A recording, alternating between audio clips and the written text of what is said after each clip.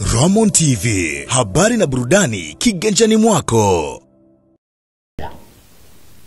Lakini unajua wazungu wanaga J wao. Ndio wakasema moya, Simba nguvu moya. Mimi nasema Simba nguvu moja. Kama walivyosema wazee kwamba tuko wamoja kuliko wakati wowote ambao sisi tumewahi kuwa wamoja. Tuko wamoja kweli kweli. Hatutikisiki, hatubabaiki, hatuogopi chochote lolote, mtu yeyote, timu yeyote.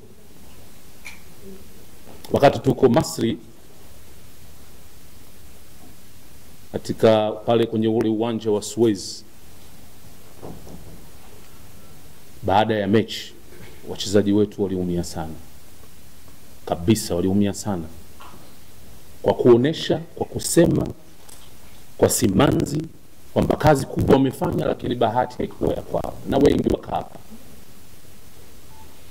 kwamba haijaisha mpaka iishe. Kwa tunawaambia kwamba dakika 45 za kwanza zilichezwa nchini Misri, dakika 45 za kipindi kingine zinakuja kuchezwa katika uwanja wa Benjamin William Mkapa. Semaji letu la CAF ametoa slogan nyingine, anasemaje? Hii tunavuka. Ndio iko hivyo. Hii tunavuka.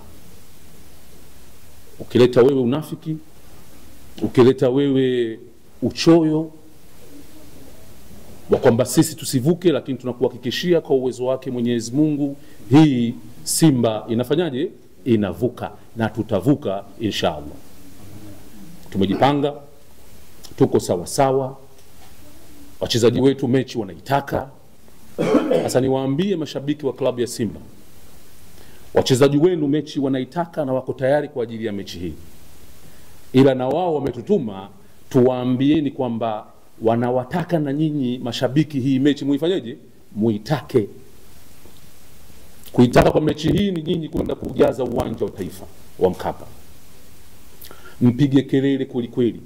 Wachezaji wetu hawa wao wanasema takriban dakika 50 mpaka 60 katika uwanja wa Suez mashabiki wa Al-Masri walikaa kimya uwanjani. Unajua kwa nini? Pumzi ya moto walikuwa wanapuliziwa ilikuwa ni kali kweli kweli. Kwa hiyo wanasema wakiwa wanakuja huku kuja kuwapulizia pumzi ile ile ya moto au zaidi ya pumzi ile walopulizia kule Masri, wanawataka nyinyi mashabiki mpige kelele mwanzo mwisho mpaka tuvuke kwa pamoja.